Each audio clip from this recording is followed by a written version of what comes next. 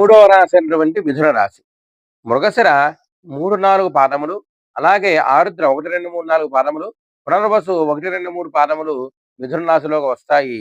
ఈ రాశి వారు ఆదాయం 14, వ్యయం 2, రాజపూజ్యం 4, అవమానం 3.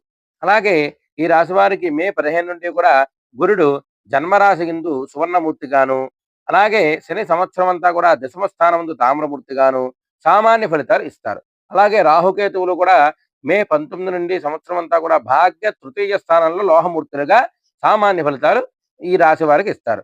వీరికి జన్మ గురుడు సంచారం చేత ఆత్మ విశ్వాసం, ఉత్సాహం పెరుగుతుంది.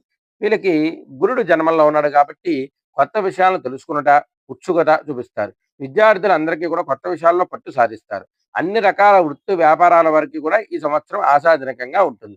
అలాగే ఉద్యోగస్తులకు పదోన్నతి లభిస్తుంది. అలాగే నిరుద్యోగులకు ఉపాధి అవకాశాలు ఈ సంవత్సరం వీళ్ళకి పెరుగుతాయి.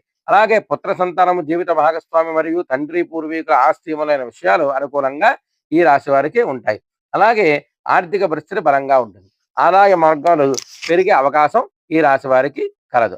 అలాగే జన్మరాశిలో గురు సంచారం వల్ల వీళ్ళకి చక్కగా కూడా ఆకర్షణగా నిలుస్తారు. విద్యార్థులు చదువులో విజయం సాధిస్తారు. వీరికి వైవాహ జీవితం కూడా ఆనందమయంగా ఉంటుంది. అలాగే వ్యాపారంలో ఉన్న వారికి మంచి పురోభివృద్ధి కూడా ఈ యొక్క సంవత్సరం కలుగుతుంది.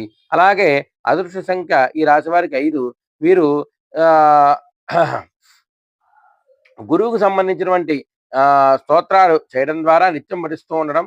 అలాగే గురువారం నాడే ఒక కేజింపావు శనగలు కనుక నెలలో ఒక గురువారం కనుక చేసినట్టయితే వీరికి ఇంకా ఆశాజనకంగా ఉంటుంది.